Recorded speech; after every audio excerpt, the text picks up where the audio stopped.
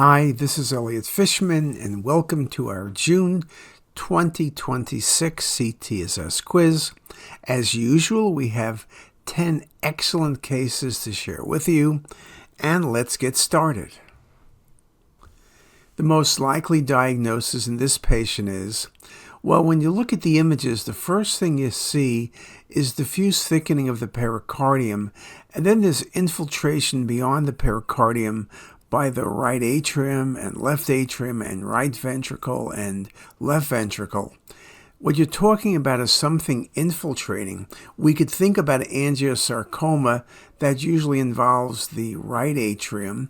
Metastatic lung cancer can involve the pericardium, but this is almost too extensive. It's not the look of pericarditis. There's too much mass effect posteriorly.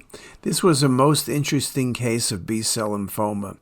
You can see lymphoma involve the pericardium, involve the mediastinum and abdomen and pelvis, or you may only see pericardial involvement. And that's what this patient had, with secondary involvement of cardiac chambers. The most likely diagnosis in this 40-year-old is, well, what you notice, there's infiltration of the left kidney. There's also infiltration of the spleen. Right kidney looks good, but you're talking about an infiltrating process.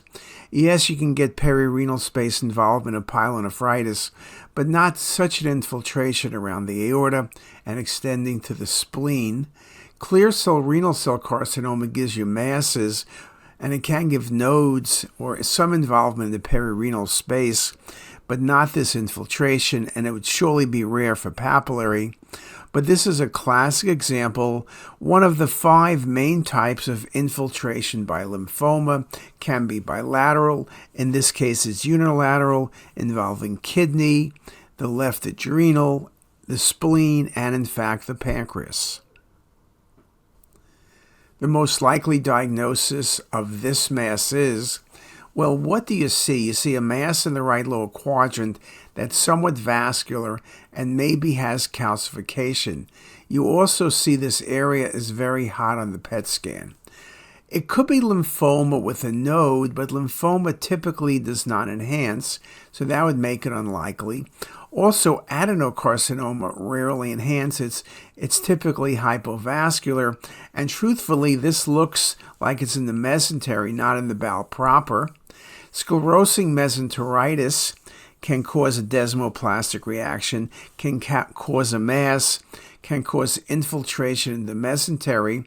Typically, sclerosing mesenteritis is not going to be hot on PET, and that's one way of distinguishing it from a carcinoid tumor or neuroendocrine tumor.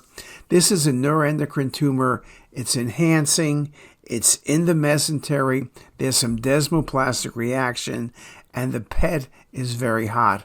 A really nice example of a carcinoid tumor. In this febrile patient with pelvic pain, the best diagnosis, well, when you look at the axial and you look at the coronal, the most impressive thing is the bladder. There's a Foley catheter in place, but you see air in the bladder wall. This is not lymphoma, and it's not bladder cancer. It probably is cystitis, but not just simple cystitis. This is classic for emphysematous cystitis. Emphysematous cystitis, diabetic patients, patients who are debilitated, it can be very serious infection and can be very difficult to manage. Just a really impressive and important diagnosis. The most likely diagnosis in this case is, well, you see multiple masses in the stomach. The stomach is well distended. These masses are defined and they're low density. Lymphoma would be more infiltrating and not polypoid masses, and would be more soft tissue density. GIST tumors are soft tissue density. Occasionally, GIST can be multiple. Usually they're solid. They often extend beyond the lumen, but not so many small lesions. Leiomyomas are solid, and they're small, but they can go up to 5 centimeters, but they're not so low density. This is a classic case of multiple gastric polyps, And this was in a patient who, interestingly, had Ehlers-Danlos syndrome. In this patient with positive Cologuard, the best diagnosis is, well, Cologuard is used for screening for colon cancer. When you have a positive Cologuard, there's an 80% chance you have a colon cancer. And with or without the positive Cologuard, this was a virtual colonoscopy, you see an infiltrating tumor, a mass on the axials in the region near splenic flexure and descending colon. On the coronal of the virtual colonoscopy, you see the apple cord lesion involving the region just at and beneath the splenic flexure, tracking down into the descending colon. This was a carcinoma of the splenic flexure extending downward. No, this is not a normal virtual colonoscopy. It's not colon polyps, and it is an excellent quality study. The most likely diagnosis in this case, well, we're looking at the aorta and iliac vessels, and what really strikes you, it's a little bit hard to see on the axials, but on the 3D mapping, the extensive beading in the external iliac arteries bilaterally. One of the reasons we do 3D imaging, it's hard to appreciate many things on axial images alone, and beading in fibromuscular dysplasia is one of them. That's very true in the kidney, and it's also very true in the SMA, and it's true in the iliac vessels. So this is not atherosclerotic disease.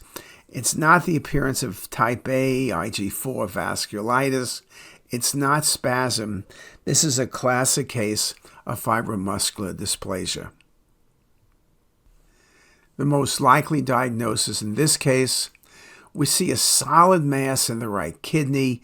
The mass is vascular with central necrosis and washes out on the venous phase imaging. It's not the look of transitional cell carcinoma. Because of the vascularity, I don't like papillary. I like clear cell. Remember, papillary is under 100 Hounsfield units. Clear cell averages about 137. This is probably going to be 150 or 160. Lymphoma is a thought. You can get solid masses in lymphoma, but again, it's kind of vascular for lymphoma. The one thing you also would consider with the central scarring is an oncocytoma, but that's not one of the choices. So the answer in this case was clear cell renal cell carcinoma. The most likely diagnosis in this case, well, you see axial images, the kidneys look good, liver looks good. You look at the SMA, it looks okay, but on the sagittal view, you notice that the angle of the SMA to the aorta is decreased. There's flattening of the left renal vein, and the distance between the aorta and the SMA is decreased. That's your classic findings in SMA syndrome. You also notice now, going back to the axial views, that the duodenum is slightly dilated. It's not median arcuate ligament syndrome. That's when you have an issue involving compression of the celiac by the median arcuate. It's not vasculitis. There's no beading. There's no malrotation. This is most likely going to be SMA syndrome. The best diagnosis in this case, you see a mass on the axial imaging that's hypervascular, but you say, what is this? Could this be a large node like Castleman's disease? Could this be a pancreatic mass that's vascular? Maybe it's a neuroendocrine tumor that washes out. But on the coronal MIP imaging, you follow the portal vein and splenic vein in SMV, and this mass is actually vascular. It's not a celiac aneurysm, and it's not a cystic pancreatic mass. It's not an AV malformation because it's a venous structure. It's a portal vein aneurysm, and you see it sitting between portal vein, splenic vein, and SMV. A very unusual but most excellent case. Well, those were 10 excellent cases. I hope you were able to learn from those cases. I hope you got them all right. But most importantly, we're here to share information, and hopefully we're successful in doing that. And with that, I wish you a great day.